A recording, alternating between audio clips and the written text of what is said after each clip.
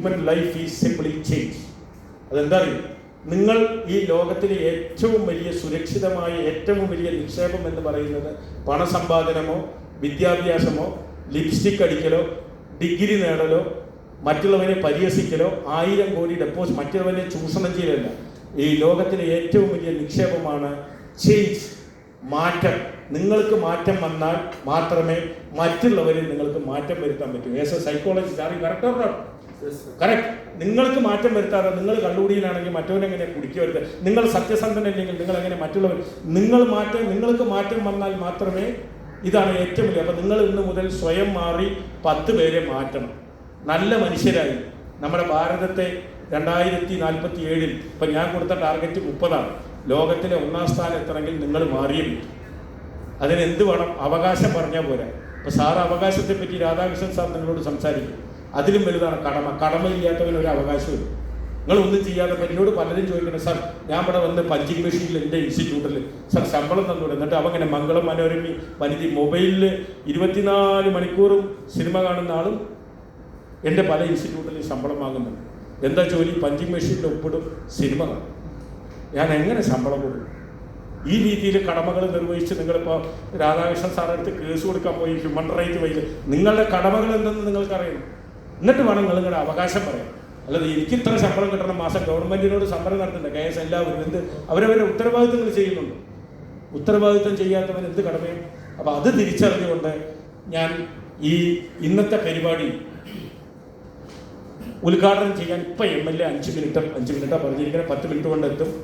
അതിന് മുമ്പേ ഒരു കാര്യം കൂടി പറഞ്ഞു. ഈ വർഷം 3ാമത്തെ കാര്യം 2 ചേഞ്ച്. ഇനി 3 കാര്യങ്ങൾ ഏറ്റവും പ്രധാനമാണ് നിങ്ങളുടെ ജീവിതം വിജയിക്കാൻ. ഞാൻ മുഴുവൻ പറഞ്ഞില്ല, മാറ്റമില്ല. തിരിച്ചറിവ്, ക്ഷമ, സഹകരണം. നിങ്ങൾ ഏത് അക്കാഡമിക് ഡിഗ്രി വാങ്ങിക്കോ, if you have no recognition, no cooperation, no patience, your life is waste. നിങ്ങൾ ഈ പറയുന്ന തിരിച്ചറിവും ക്ഷമയും സഹകരണം ഉണ്ടെങ്കിൽ മാത്രമേ മനുഷ്യനെ വിജയിപ്പിക്കാൻ പറ്റൂ ജീവിതത്തിൽ. അടുത്തത്, നിങ്ങൾ എത്ര വിദ്യാഭ്യാസമുള്ളതായിക്കോട്ടെ, നിങ്ങൾക്ക് നല്ലൊരു ശീലമില്ല, നല്ലൊരു സ്വഭാവമില്ല, നല്ലൊരു പെരുമാറ്റമില്ല, നല്ലൊരു പോസിറ്റീവ് മനോഭാവമില്ല, നിങ്ങളുടെ ലൈഫ് വേസ്റ്റാണ്.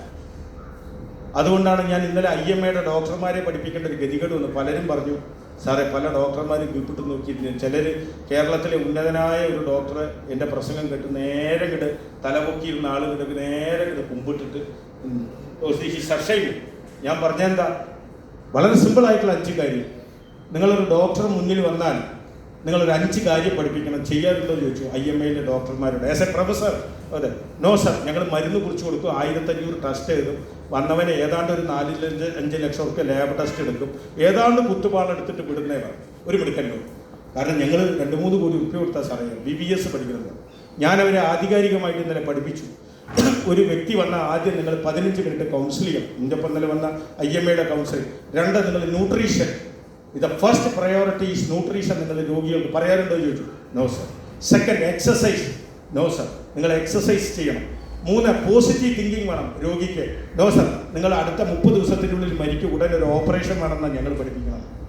ഇപ്പോൾ ഡോക്ടർമാരെ ചെന്ന ആദ്യം എന്താ, ഇപ്പോൾ ഓപ്പറേഷൻ വേണം, കുട്ടി വേണോ അമ്മ വേണോ, ഇപ്പം ഞങ്ങൾ സർജറി നടത്തും. ഇതാണ് ഇപ്പോഴത്തെ സ്വകാര്യ ആശുപത്രിക്കാരുടെ.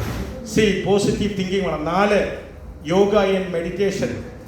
5, സൗണ്ട് സ്ലീപ്പ്. 6, ഏറ്റവും കോൺകർ അവർ മൈൻഡ്. നമ്മൾ നമ്മുടെ മനസ്സിനെ കീഴടക്കുക. മാനസിക ആരോഗ്യത്തിൻ്റെ പ്രാധാന്യം രോഗിയെ പഠിക്കുക. ഏതെങ്കിലും ഒരു ഡോക്ടർ ഈ 6 നിങ്ങൾ ഇത്രയും കാലം പല ആശുപത്രിയിലും പോയിട്ടുണ്ടാവും. ഒരു പോഷകാഹാരം കഴിക്കുന്ന, ഒരു വിറ്റാമിൻ ഗുളിക എഴുതി തരുന്ന ഒരു ഡോക്ടറെ നിങ്ങൾ കണ്ടിട്ടുണ്ട്. ഇത് ഞാനാണ് ഇന്ത്യയിൽ ആദ്യം കൊടുക്കേണ്ടത് വൈറ്റമിൻ മിനറൽ ഗുളിക എന്ന് പഠിപ്പിച്ചു. അതിനെനിക്ക് പല ഹോസ്പിറ്റലിനും സർ 40% കമ്മീഷൻ തരുന്ന ഈ മരുന്ന് എഴുതാവൂ എന്നാണ് ആദ്യം കോയമ്പത്തൂരിലെ ഹോസ്പിറ്റലിൽ സൂപ്പർ സ്പെഷ്യാലിറ്റിയിൽ ജോലി ചെയ്ത് എനിക്ക് കിട്ടിയത് ടാർഗറ്റ്.